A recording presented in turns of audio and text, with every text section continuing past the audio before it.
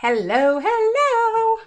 All right, so we are going to get started. I have a lot to cover with you guys. It's going to be crazy. Sorry, I had to go through it and make sure that all personal information was removed.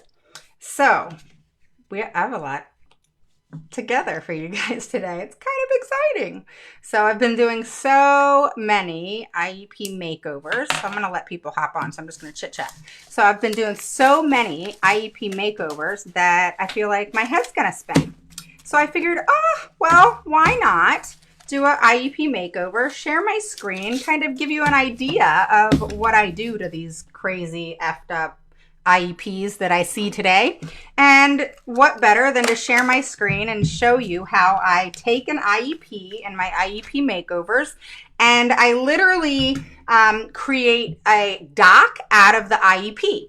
All right. And once I create the doc, I screw up that whole IEP. I tear it up. Now, the one I'm going to show you in just a few minutes. Yes, definitely say hi. Hi, Jean. How are you? Post a 1 below if you are new, first through third time of seeing me. Post a 2 below if you're an oldie but goodie. So even if you're catching the replay, post a 1 below if you are new, first through third time, or a 2 below if you're an oldie but goodie. I want to say hello. I want you guys to say hi to me. I don't want to hear anymore that people have been watching me for months and then all of a sudden they come out of the woodwork and say hi.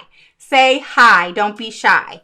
All right, that totally rhymed. All right, so for those of you who don't know me, my name is Raven Woods, and I'm the CEO and founder of Autism Mama Rocks IEP, and I help parents gain the knowledge and the confidence to become the CEO of their IEP meeting. So today, I am going to show you an IEP that I made over. This was actually for a preschool child, but what better than to start when they're in preschool? So I had to go through the whole thing and tear it up, and I teared it up with the parent. But what I did was I had to go in, and that's what I was doing. That's what took me longer than 5 minutes. I sorry. But I had to make sure all personal information was removed from this IEP because that is something I don't do. I have a privacy policy. So I took this IEP and I downloaded it for the parent, and I basically took it into a doc and made it a doc, and then I messed it all up, so to speak.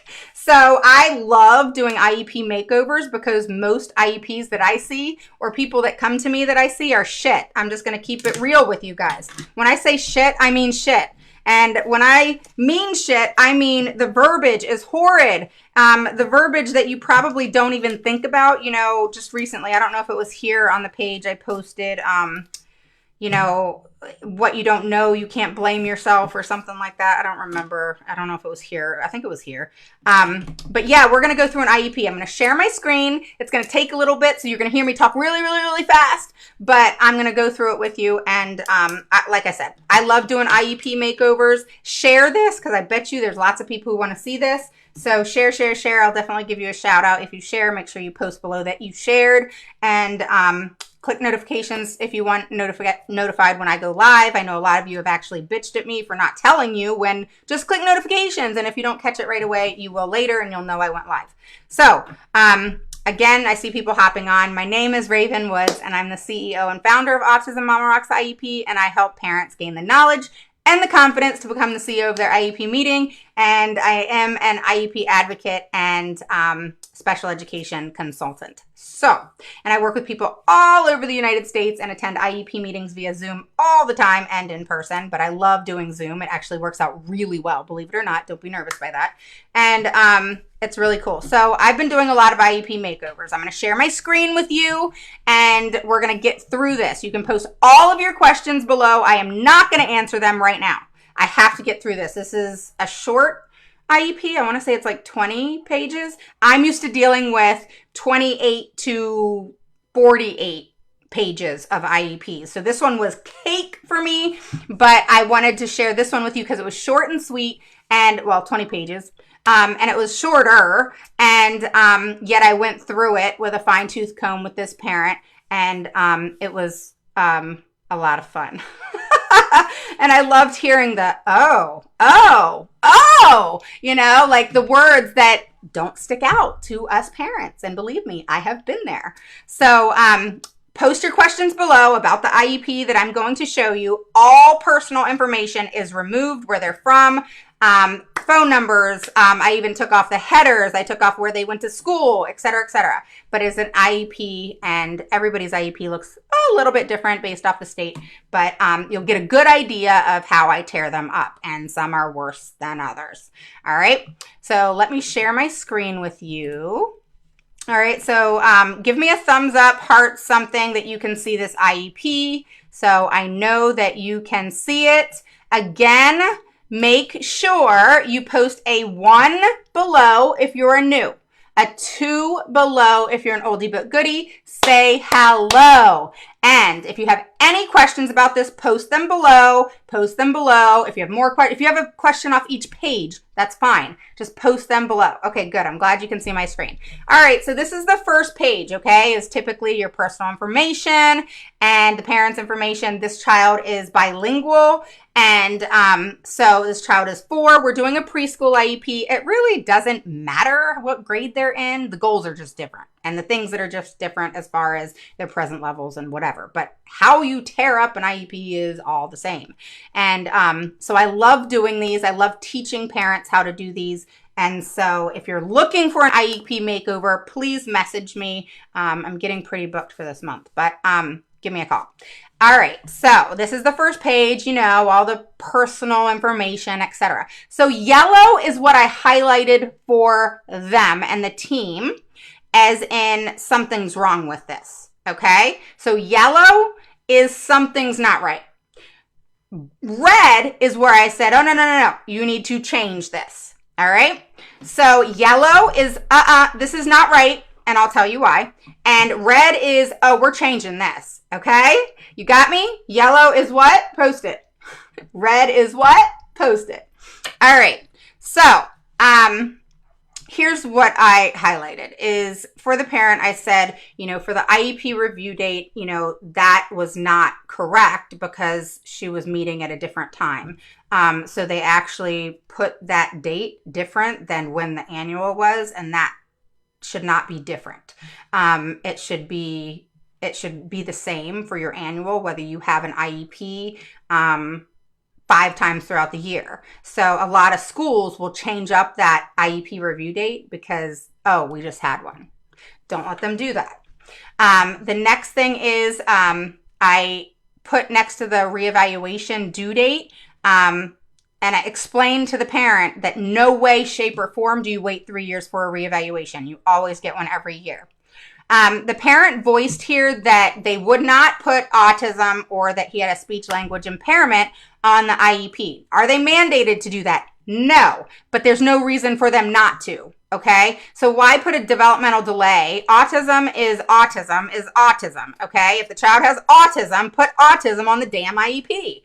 And then speech language impairment is there. So I put that there. They need to replace developmental delay with autism, all right? So a lot of times when I do an IEP makeover, I go and support that IEP at their IEP meeting, and I can argue really well what needs to be put in place because I went over it with a fine-tooth comb, which is what I love to do. All right, so now we're on the second page. A lot of the format changed, guys, just because I made it into a doc. So just know that how it's kind of laid out is different. All right, so this is usually in the beginning, you got your testing of the child, how that testing looked, all that kind of stuff, okay? So these are important things that you want to make sure that you keep in mind. So one of the things that I want you to look at here is, and I don't get involved in the testing other than explaining a test to a parent that they show me their evaluation. All right. So one thing that I do here is I say, do you agree with this? All right. Yes or no. All right. I highlight the different assessments for the parent typically. As you can see, the DSM-5, that's typically an autism test. And then you have the PCAT, you have the ADOS, et cetera, et cetera. So I make sure that they agree, but I also have them provide me with that test. Okay, show me the DSM-5, show me the ADOS, show me XYZ, okay? I want to see those tests. I want to see the numbers. I want to see the standard deviation compared to the mean. I want to see what those numbers mean and how that child fell within that exam, assessment, test, whatever you want to call it, okay? So you want to make sure that that is clear, all right? So moving on, you want to make sure that, okay, hold on one second, hold on. All right, I got to do something real quick, guys, hang on. Okay, here we go. All right, so what I want you guys to do is, if you have your IEPs, you should definitely get them out. All right, so here's what we're going to do, is we're going to continue getting through this. All right, so the summary of current assessments should be there. What isn't here, but I couldn't highlight it, that we were going to be discussing is you want scoring here. There's no scoring. So scoring has to be there.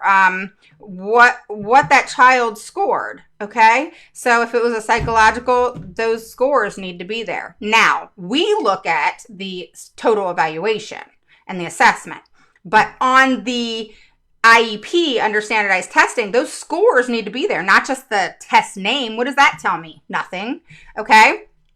So let's keep going down, and usually under here is the summary of assessments and why, et cetera, et cetera. Here's one thing that kind of pissed me off was it was talking about developmental delays and a speech language impairment. Well, if they are hell-bent on keeping developmental delays, okay, but you need to add autism because that's what actually is the diagnosis. And if you want to put your own words and spin on this, then you're going to put what is actually the facts on here as well. And then I'll note under parents' comments that developmental delay was actually not a diagnosis, that was something that was part of, but is not the diagnosis. Okay. So pay attention to certain things like that. Okay.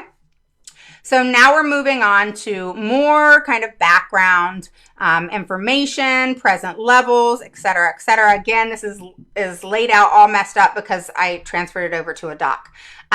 Then we go into my red, which is where I'm saying, hey, do something. Yellow is this is messed up. So red, I'm saying, hey, correct all your grammatical errors. That pisses me off. If you're going to do a legal document, you better not mess up on those grammatical things. You know, it better be legit in place and exact. It should not be copied and pasted from their computer system, which, by the way, IEPs are copied and pasted, and then your stuff is just added in. You need to make sure that you go through it with a fine-tooth comb, and there should be no grammatical errors. All right. So we'll move through the present levels. You have to look at that and, go through it. And we go through the evaluations and we go through the different things in regards to your child, and we compare. And if present levels are wrong, you have to correct that. All right. It has to be corrected. All right. So we're just moving on. This is, I blocked out all names. So that was kind of present levels, where the child was, what school, all the basic information. We're continuing here on present levels where I put grammatical errors again, which is and the grammatical error is actually one thing that was blocked out that I can't show you. And now we're finally, getting into some of the important stuff. Okay. So this is going through all of the academic areas where the child's present levels are. Here's one thing I found in this IEP that was pretty messed up, is as we get going, nothing is categorized. All right. So watch when I talk about this so that you can pay attention to this. So again, this is present levels. All right. You guys have to look at this. Is it accurate? Is it not? And then that's when I come into play and say, all right, this is what we're going to do. Show me how that's inaccurate. Let me play with this and find that loophole. All right. And, so we kind of just keep going. All right. Needs as they impact learning. This is an important area, believe it or not. All right. Has difficulty maintaining attention to task. And this needs to repeat itself. Okay. So difficulty maintaining attention, redirection, reinforcement, doesn't like unpreferred tasks and academic tasks, etc. So the social emotional piece, you need to make sure that that is exact and how you want it. We'll play with other children, but difficulty understanding his speech is often kind of an issue. enjoys horseplay and active play with other boys, and has to be reminded of class rules.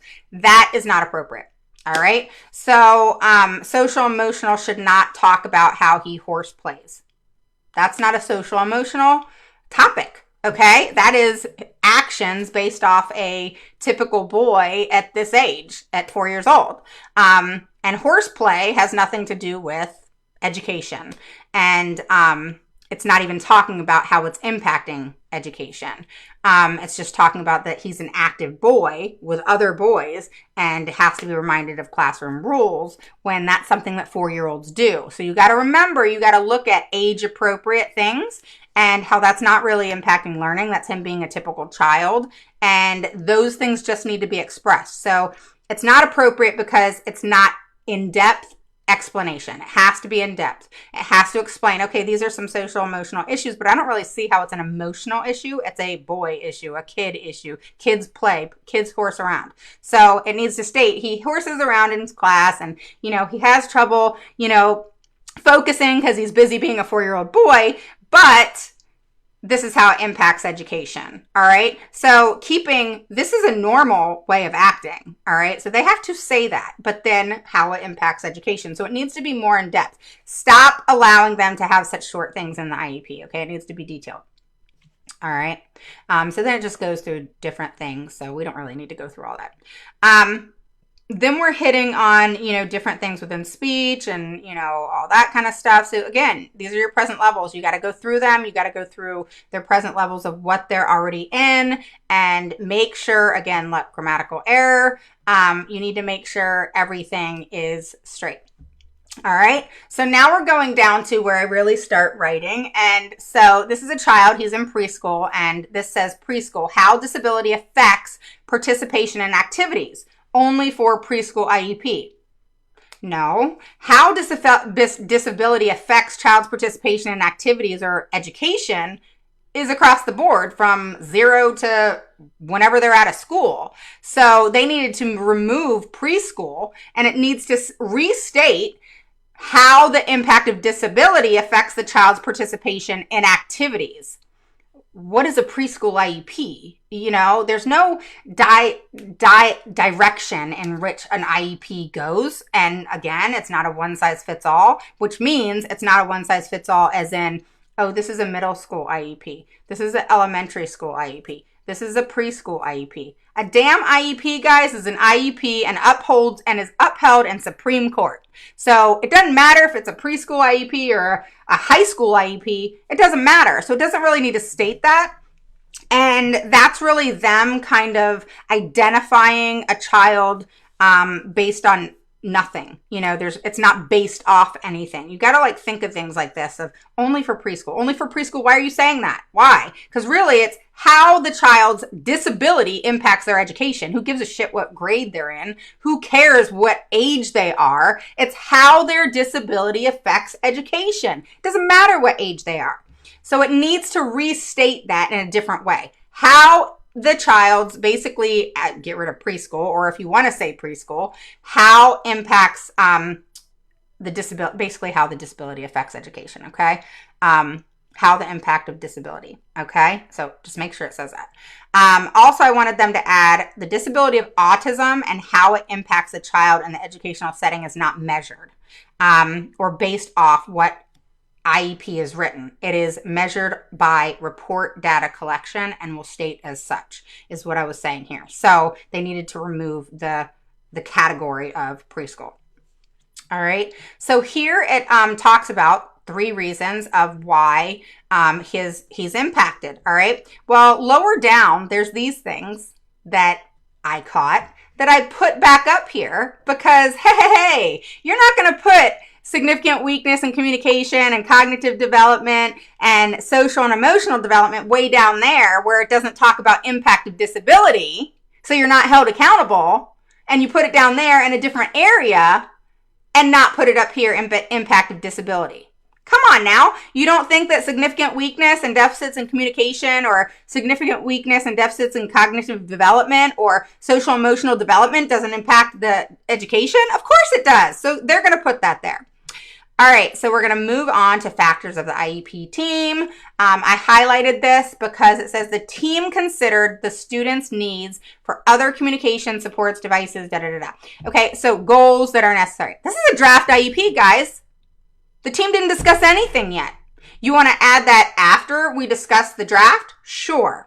But you need to make sure that that draft is delivered to you, number one, via email. And number two, in that email states, here is a draft IEP, and we all understand, and it could say in the understanding of, this is something the team will be discussing. Not that they're sending you a draft and say, here you go, sign it, we'll see you at the IEP. No, it's going to be, here's the draft for you to take a look at. We will discuss everything in the IEP as a team. They need to state that when they send the draft IEP, or no draft IEP should be sent because the idea commentary is against that. So if a draft is signed, it has to be specified that the reason, or if it's sent, the reason they're sending it is for you to look at it, but in the understanding that you're going to discuss it as a team. If they don't put that, we're going to discuss this as a team, just here, take a look as a convenience, then, which is nice because then you can go through it and tear it up like I did. But what you want to make sure is that they said that. If they don't, you reply back, thank you for the draft IEP. I appreciate it. I will take a look at it. However, please understand that we will discuss this as a team. So if they don't add that, you add that. Make sure it's in writing. All right, so I highlighted here benchmarks, short-term objectives, stuff like that, because the VAPE, this person's in Virginia, the VAPE is a alternate test and way and in which the child is going to test and do their assessments versus the graduation track. So, of course, parents need to decide. I highlighted that because they haven't decided yet, obviously, because this child's in preschool. But what you have to make sure is you think about that. Just start thinking about that as you go, because it's really important to understand that you need to decide which track is best. Is it a different assessment type track, which is not an accommodation, it's more of a modification. So an accommodation would be they're on the normal assessment track of graduating, but they have accommodations to accommodate them with longer testing times, et cetera, to basically allow them the opportunity to take the same test as children with non-disabilities. However, they're given accommodations so that they can, be supported better. Now, a modification is like this. They're given a different type of test and they're not on the graduation track. And so a modification is a change of. So you can't change a statewide assessment. So you have to have a modified way and a different path. So as parents, you kind of have to figure that out. All right. So another thing. Okay, so we're moving into goals. Boy, did I tear these up. All right, you guys ready? You guys have any questions so far? At all? None? Okay. All right. So I will say hi to some people. So Jean and Christina and Lacey, hello. And we have Jessie, of course. Hello, girl. And Tasia, hey, how are you? So this looks familiar to you, doesn't it? Cynthia and hey, Lisa, how are you? I just texted you. And Christina, thank you for being on. Gosh, it's been so forever, girl. And then we have Michelle. And this looks familiar to you too, Michelle, right? And Tara. Hey, guys. I was just on a face-to-face Zoom with my peeps last night. All right, so here's benchmarks, all right? So progress report frequency, so progress reports on goals we sent home in accordance to blah, blah, blah. Grading periods every 9 weeks. Look at your district's website. You'll know when report cards are given out. Some is 9 weeks, some is 10 weeks, whatever. Whatever it is in your district, let's just say it's 9 weeks. So every 9 weeks, you should receive a report card and a progress report. Do not accept progress reports that will state a goal that's in their IEP and then say number 5, number 2, number 1. And those numbers that are kind of like levels where 5 is mastered, 4 is almost mastered, 3 is making progress, 2 is just started kind of thing, 1 is not started, something like that. No. Okay. So you need to make sure you get data. So hear me out here. All right. So I added grading periods equate to 9 school weeks, okay? So I'm asking for in red via email. No sending in a child's backpack, no, mailing it, etc. Send it in an email. Why? Because you want to make it easier for you to just throw in that file that I teach you guys all the time. You take all your stuff, you download it into Google Drive, you put it in Google Drive, so you got it there. Then if you have Dropbox, stick it in there too. Then you can also save it, wherever you want in a folder on your desktop. All right. I always say have it in 3 places. Dropbox is safe. Google Docs is safe as well. And then you have, your folder on your computer. Just in case anything happens, you got it. A lot of people like myself will also put it on a hard drive. All right. So you always want all documents via email. IEPs, PWNs, evaluations, etc. via email, not hand delivered. All right. You don't want the paper anyway. I had paper before and shit. I had stacks all the way up to the ceiling, it seemed like, of paperwork. No more. All right. So I have my files on the computer. I have my drive with everything safe, and you're good to go. All right. So now they're going to do it via email, and then the grading period applies throughout the document. And then I said documented data collection at this time will be provided to the parent via email and with the progress report. So we're putting in here that progress report frequency is delivered like this. All right.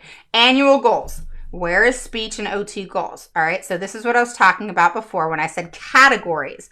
Categories should be math, reading, social studies, speech, OT, etc.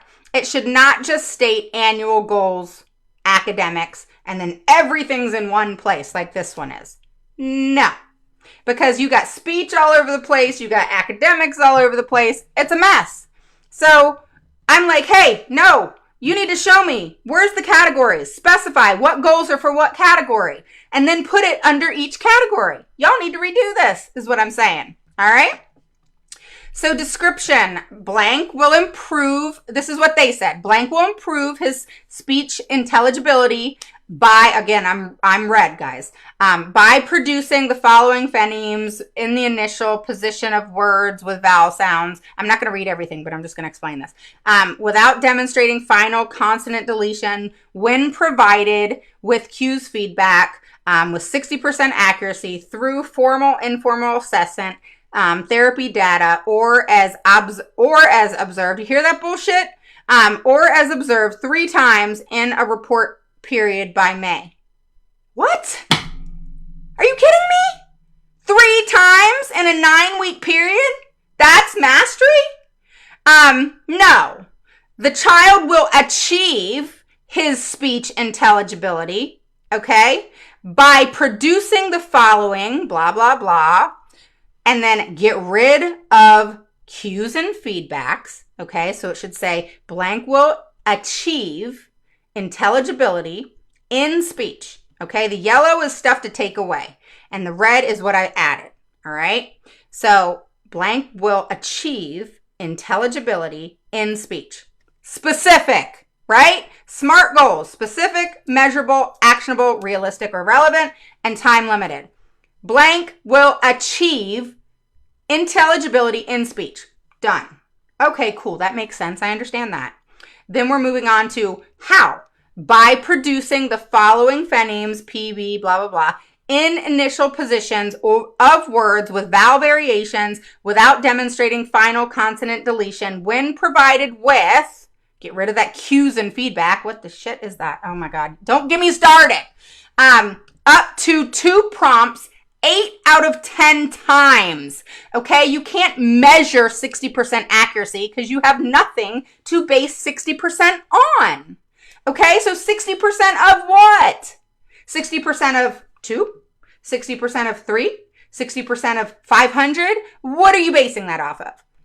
Get rid of 6 percentages in your IEPs. So I'm giving, the child prompts. He's young, okay? So you have to keep it actionable, right? So you're saying when provided with up to 2 prompts. So you're getting rid of cues and feedbacks and you're stating facts and being very clear and not giving two things, cues and feedbacks, No, up to 2 prompts. That's what you're going to do. 8 to 10 times. That's how many times you're going to do it, as measured by, hear me out here, report data collection by May 2021. We're getting rid of through formal, informal assessment, therapy data, or as measured by 3 times in a reporting period. Which one are you going to do? That just confused the shit out of me. No, no, and no. You're going to be specific and measure it in a way that anybody on the street, if it was dropped, this IEP, everybody would understand. Okay, this child's going to achieve his intelligibility and speech. Okay, by pronouncing and producing blah, blah, blah. Up to 2 prompts. Oh, okay, so that means he's helped out a little bit 2 times. 8 out of 10 times, got it. That's about 80%. Out of 10 times, that's enough to say, okay, he's mastered it. As measured by, it's measured by report data collection. So not data collection, which is, how's that going to be? I don't know. What is data collection? That could be a graph. That could be a line with other lines. That could be all kinds of stuff. Data is just some way, shape, or form to show you something. But if the data is not clear, then you're being shown something that you're not going to understand. So report data collection is written out collection of data, how it's taken, and what went into play to report it. Okay, so it's written out for you in a way that is beautified. And that is the importance of how you write a goal. Here's the thing with that goal. That's a yearly goal. That I'm not going through all the goals, guys. That's why I'm going through this one in detail. All right. So you have the description, which is your yearly goal, your annual goal. Does that make sense? Your annual. All right. Then you take that annual goal, all right, that has to be done by 2021, a year from now, and you break it down. I say 3 short-term objectives. All right. So you have your description of your yearly goal. All right. Then you have your short-term objectives. You don't want to cluster it. You want to simplify it. So as I tell you guys, you want quarterly IEPs. So if that's the case, then you want to break it into 3 short-term objectives. All right. So what did we say up here? We said 8 out of 10 times. We said 2 prompts. All right, so the goal stays the same. The assistance, support, etc. needs to decrease. And then your 8 out of 10 times needs to be different, because you're not going to just, bam, you're at the yearly goal, right? So your short-term goal can then say you want 3 times. But as you can see, I kind of kept it because it was, kind of different. And actually how it should be is 7, 7. It could be 8 here, or it could be 8 here, and go that way. But it's just too much, So basically I changed it to what I said, 7 out of 10 times. So that's where it could start in number 1. And then, or it can say 6 out of 10 times, all right? And then it could say 7 out of 10 times, and then 8 out of 10 times, so kind of like this. So it could say 6 here, 7 here, 8 here. Get rid of this one, all right? And you can get rid of that. Let's just highlight that in yellow.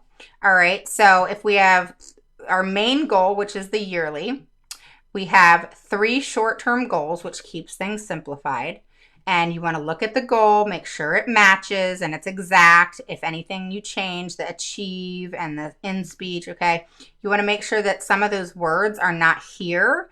And you want to make sure that you want to make sure that you cover your butt here, all right? You want to make sure that it's clear, all right? Does that make sense? So, sorry, I had to do something.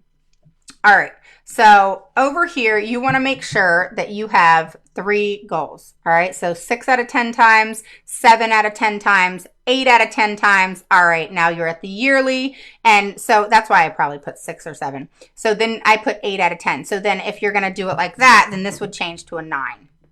Make sense? So in your 3 goals, so your goal is 9 at the year out of 10. So then your 3 short term would be 6, 7, and 8. All right, so it doesn't matter what it is. I am not for goals that say 3 out of 4,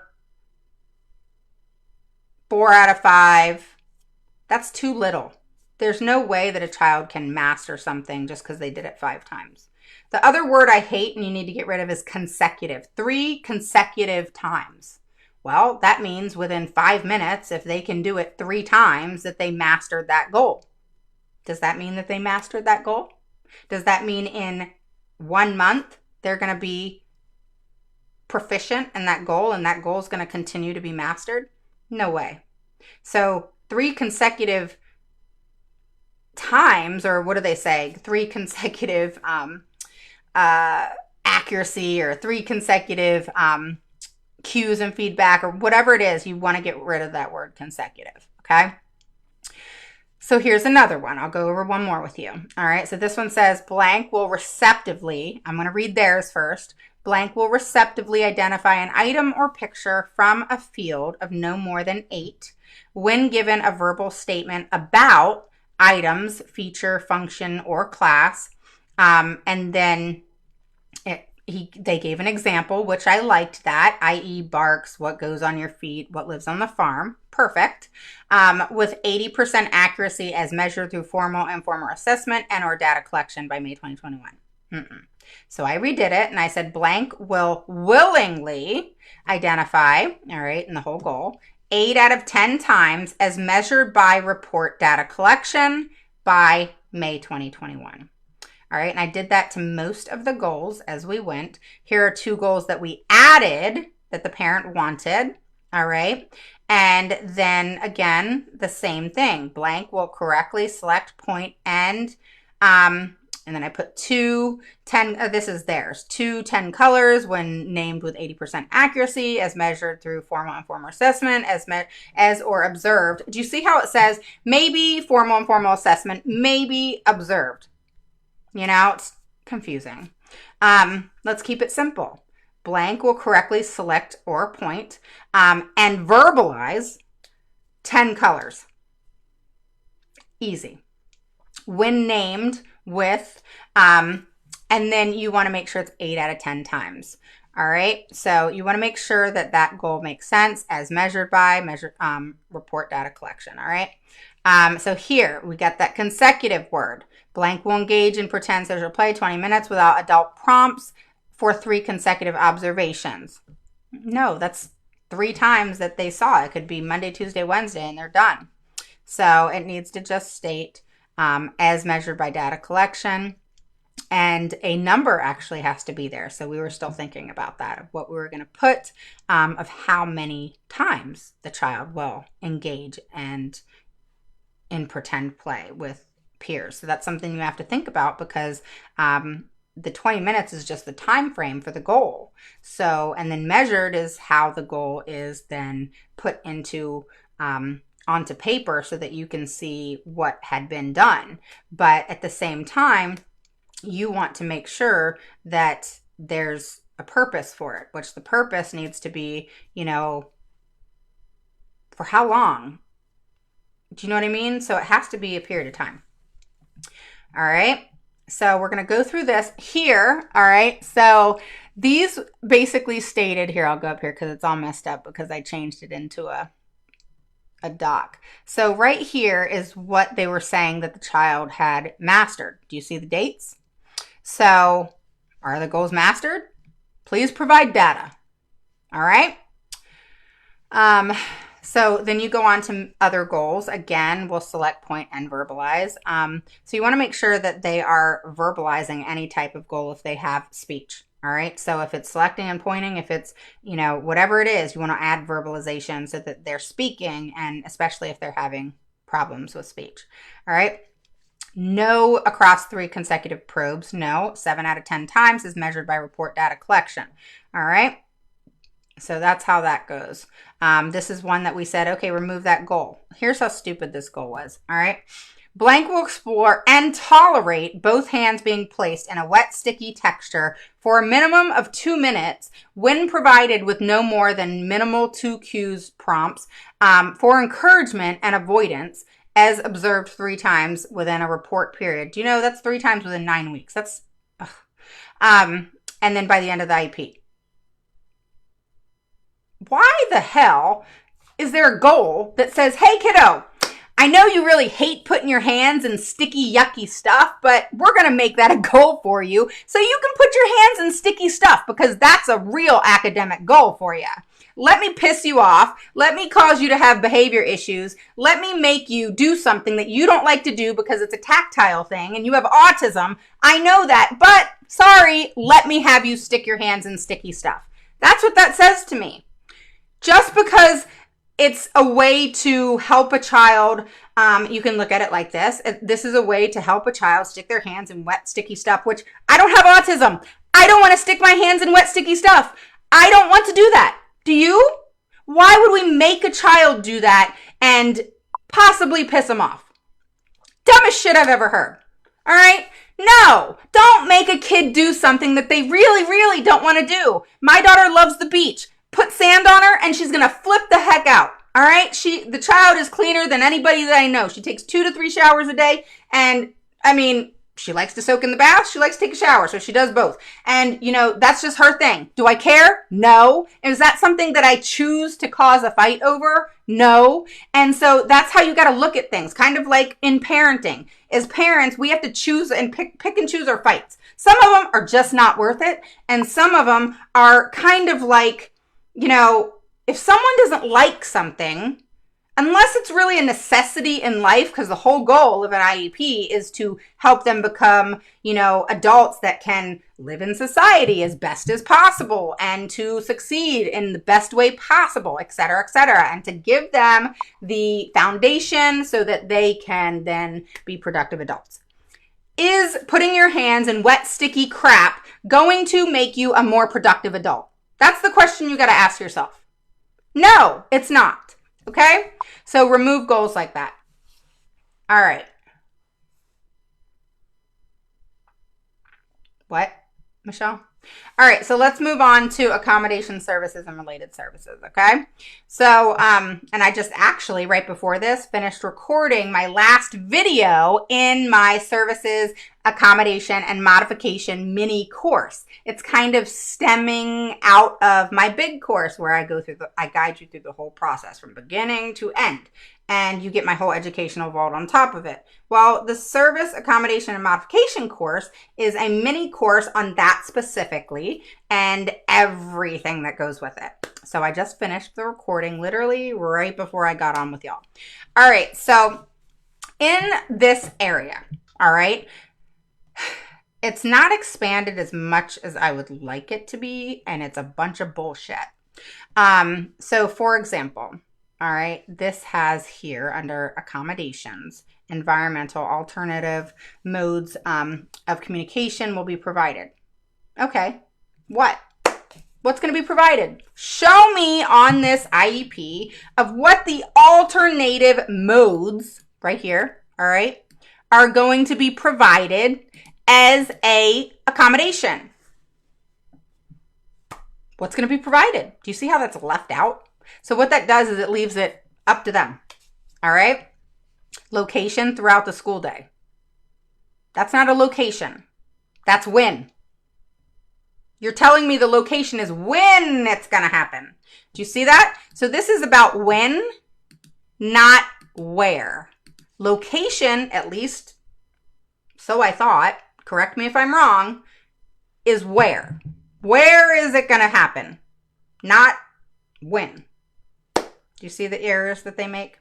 And then setting, assigned school. Okay, that's fine, but where in that assigned school? So it's alternative modes, whatever that is, throughout the school day for the location. Who knows where that is? And the setting is assigned school. Where's that? You can change that each year. Put the school's name. Then amount of time throughout the school day. Wow. Okay. I don't understand that. Okay. So if you don't understand it, it's got to change. Then you got, so that's just giving you an example. All right. So speech language data. One thing the schools do to screw with parents that it pisses me off to no end is they'll do a large number of minutes. Then most parents don't know how many weeks are in a school year because you can't Google it. It'll say 38. I think it's 38.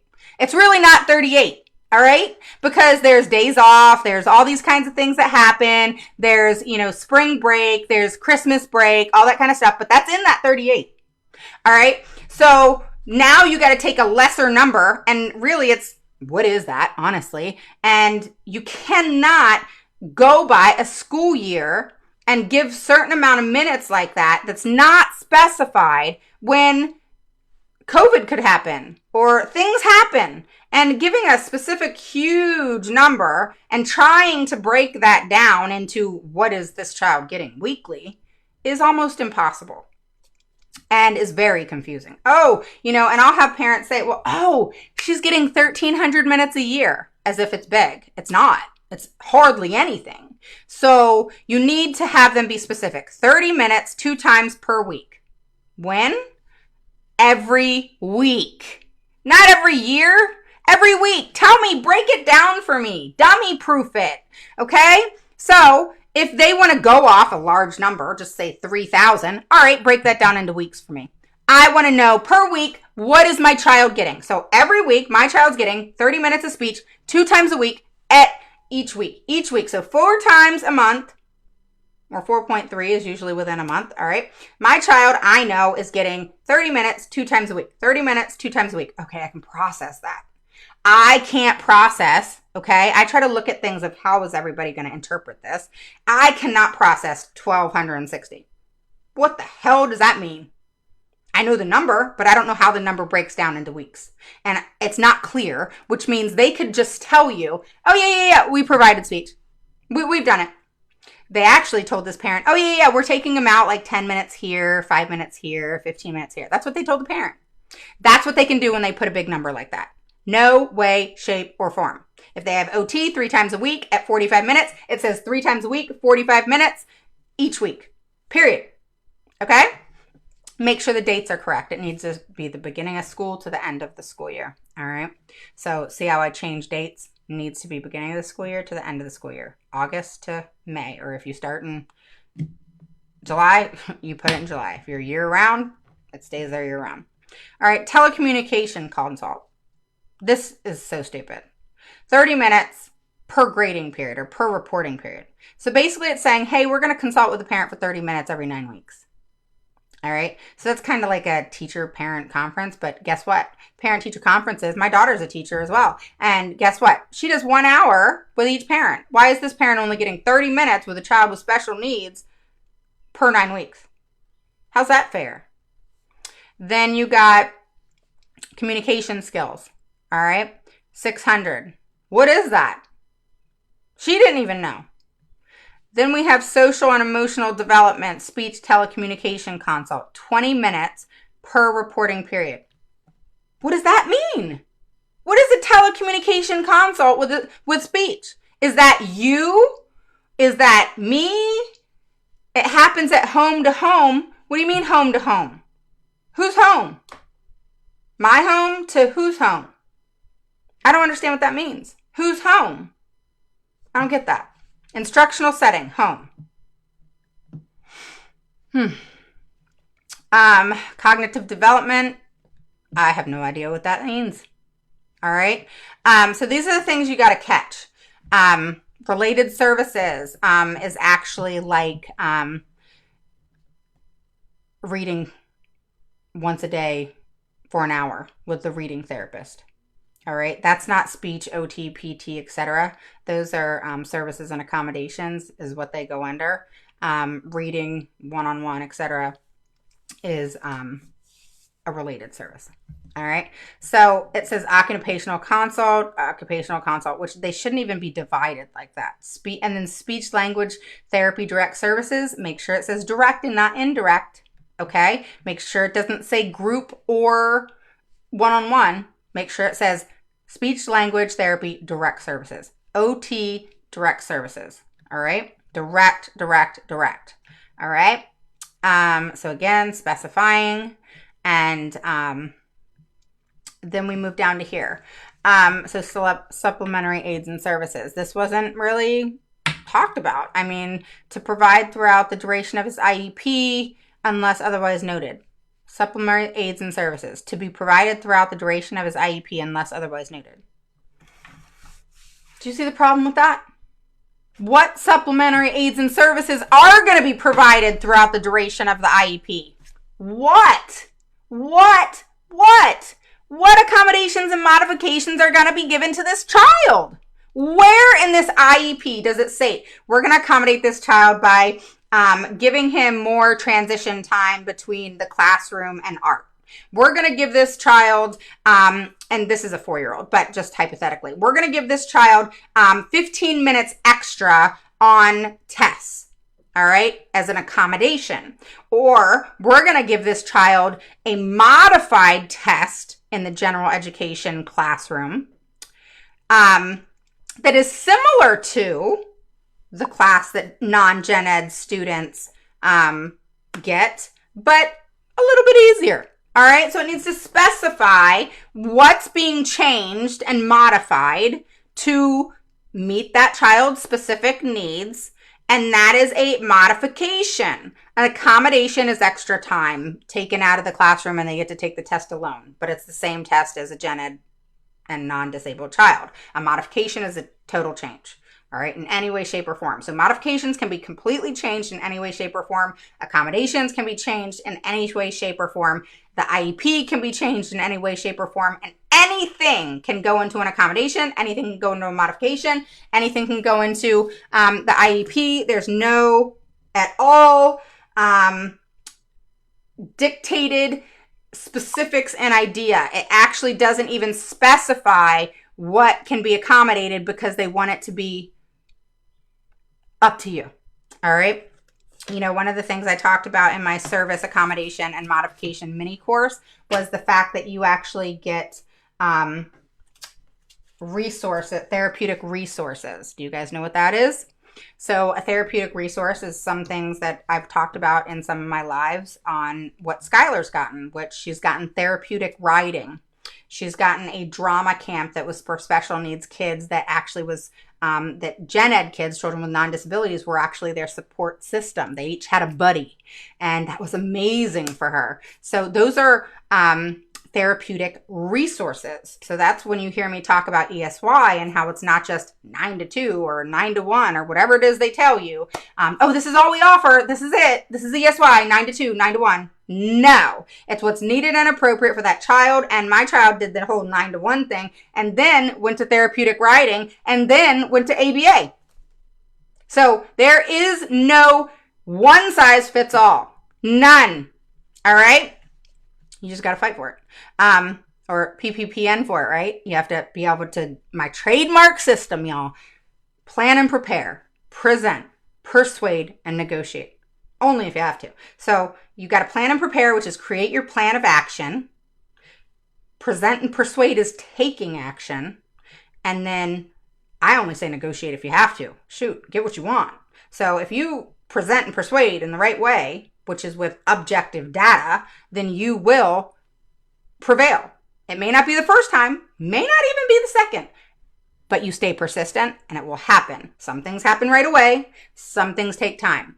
If anything, in this whole IEP career you guys have ahead of you, you're going to learn patience because it will drive you batshit crazy if you don't learn patience because they purposely will make you wait just to piss you off. It's called the stalling tactic. They stonewall you and they will just completely stonewall to the point where you just don't hear from them. And it's the stall tactic to give them more time. I've seen districts literally stall because they know the year complaint period is getting ready to hit. So they'll stall so the parent doesn't have time to make a complaint. And then the parent is so pissed off about the issue that they forget that they can actually make a complaint and it's only within a year. So you guys got to pay attention to those kind of things because they'll purposely do that shit. All right. Do you see how I'm like cussing a lot in this video? I really apologize for anybody it offends because this just drives me crazy. It really does. Like it gets me all riled up. And if anything gets me riled up, you know what? With kids, like I have all the patience in the world. You give me an IEP that will make me nuts, and you will see crazy Raven. All right. I will go nuts. And it drives me crazy because they should know better. They should not be providing this crap to you and then expect you to just know what to do. Here you go. This is what we're doing. This is what we decided. And they have grammatical errors. One of the places they spelt the child's name wrong. They don't have specifics. They don't even talk about supplementary aids and services. They have nothing there. Oh, we're going to provide throughout the school year and the whole IEP and the duration of the IEP, but we're not going to tell you what they are. I mean, this stuff drives me crazy, guys. Drives me crazy. All right. So then we have testing system. You just got to read everything. Here's one thing I added is will not participate with non-disabled peers while receiving occupational therapy. And these are those 3 things right up here that I added way at the top.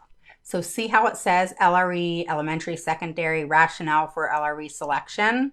Do you remember at the top where we talked about the impact of disability and how they labeled a couple things of what impacts this child's disability in the school setting? Do you see how they threw in is rough houses, a 4-year-old, rough houses, but they wouldn't put these 3 things in that are significant, that due to significant weakness and deficits in communication skills, weakness and deficits in cognitive development, weakness and deficits in social and emotional development. Well, those 3 things should be way up here, all right? Which is why I added them up here, because if you're going to put that there, hey, we're going to put them right here where it says how it affects his disability, all right, or how his disability affects his education, which is why I changed the whole preschool thing and I said how the impact of disability affects the child's participation in activities, okay? So, and I explained to them, because obviously they needed it dummy proofed, and I said, the disability of autism, basically I'm saying, hello, this is what this means, the disability of autism and how it impacts the child in the educational setting is not measured or based off what IEP is written. I'm talking about the preschool. It is measured by report data collection and will state as such. So I'm saying, hey, this is what's going to state.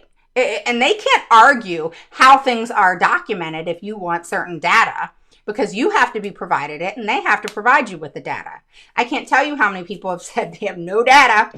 They haven't provided a thing to me. They keep telling me, nope, we've already discussed this. We ain't providing that. No, it's because they don't have it. And if they don't have it, then I'm going to make a lot of complaints. I'm going to make an OCR complaint. I'm going to make a state complaint after that. I may take you to due process if you really piss me off, or, but bottom line, you make an OCR complaint, they're gonna, can we talk? Can we have an IEP? We would love to have an IEP with you. We're really sorry about, things aren't working. Do you see?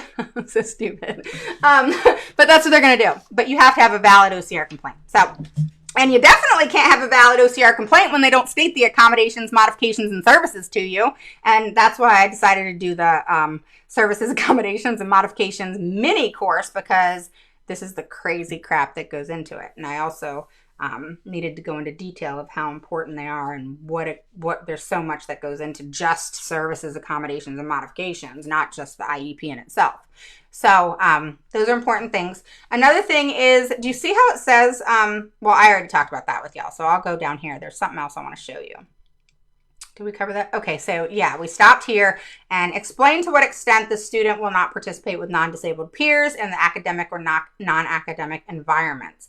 So will not participate with non-disabled peers while receiving speech. Okay. And then it says will participate with both typical functioning peers and those receiving special education services. That just sounds stupid, like, okay. Explain to what extent the student will not participate with non-disabled peers in the academic or non-academic. I mean, I don't get it. Non-disabled peers and non-academic environments. I don't even know why that's added. It's just kind of stupid, because basically what it's saying here is the child won't participate with non-disabled peers while receiving speech. Okay, duh. It says direct service. Okay. And then it says will participate with both typical functioning peers and those receiving special education services. But when? When are they going to do that? Is that going to be in the classroom? Is that going to be at recess? Is that going to be in the lunchroom? I need to understand when that's happening. All right. And then I added will not participate with non-disabled peers while receiving occupational therapy services, because I wanted to make sure, just like it does with speech, that it specifies that that's a direct service, which we had above. All right. Here's another mess up. All right. So this is the parent's statement. This is where that's supposed to go. Look at this. Right here. Can you guys see my marker here? Let me click this. I'm going to make it red. Right there. Can I make it red? What am I doing? All right, here we go. All right, do you see that red? Is that a parent statement? Nope. That's the prior written notice and consent. Verbiage. Prior written notice doesn't get going until after the meeting. And then the prior written notice is given within 10 days of the IEP meeting. And in that prior written notice is when they'll talk about what they discussed and approved and what they discussed and did not approve. Okay? And then details on both. We approved this and the team talked about this, XYZ, and this is what we decided. The team talked about this and this is what was not decided and refused. And this is why. 1, 2, 3. All right? So that's how that goes. And you have to catch these mess ups. This wasn't the parent statement. This is all about the prior written notice. The school division proposes to implement this IEP. Okay, good. The IEP sucks, but sure, go ahead and implement it. Then it talks about the prior written notice. We understand the placement will be reviewed annually. Well, that's really not the place for that. And where are the parents' comments? The parents' comments aren't there yet because this is a draft. But why are you talking about the prior written notice and consent when it's not in the right place and the prior written notice is not a part of the IEP draft? All right. So that's it. All right. Whew. That was a lot. All right. So hopefully you guys got a little bit out of that. And that was an easy IEP. Oh, that was easy. But boy, do I get going because it's bad. All right. These IEPs are bad and they really need revamped. They need redone. Okay. I'm calming down. Does anybody have any questions?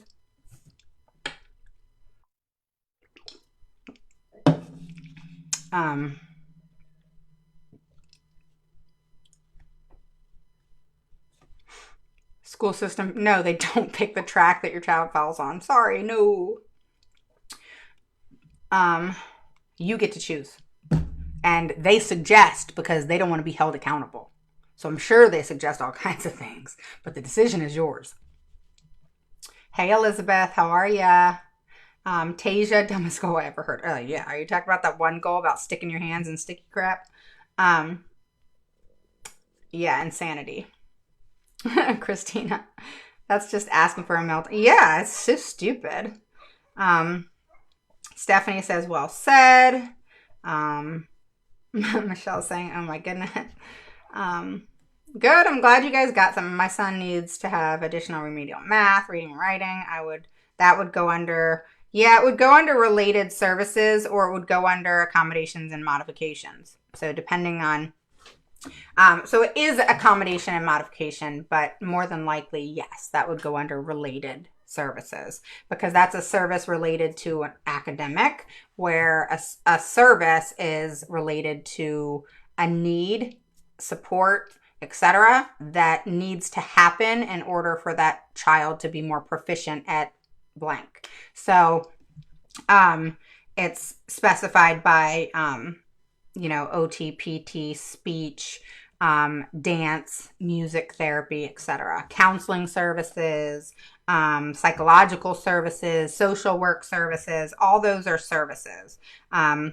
Related services are related to a service, but they're different, which is like writing, direct reading instruction, etc. That's right. Does anybody else have questions? You guys are welcome. Sorry for going crazy on y'all. But hopefully that helped, and hopefully that gave you a good overview. And, you know, sorry for all the markups, but I can't give personal information. So, yeah. All right, guys. I will talk to you soon. Have a good rest of your Wednesday. And I will talk to you soon, and we will touch base. I'll probably do a replay over in the group. So head on over there, and I will more than likely be replaying this over there. All right. So post your questions below, and post a 1 below if you're new, your first through third time. Post a 2 below if you're an oldie but goodie, and we'll go from there. All right. I will talk to you soon. Take care. All right. Bye.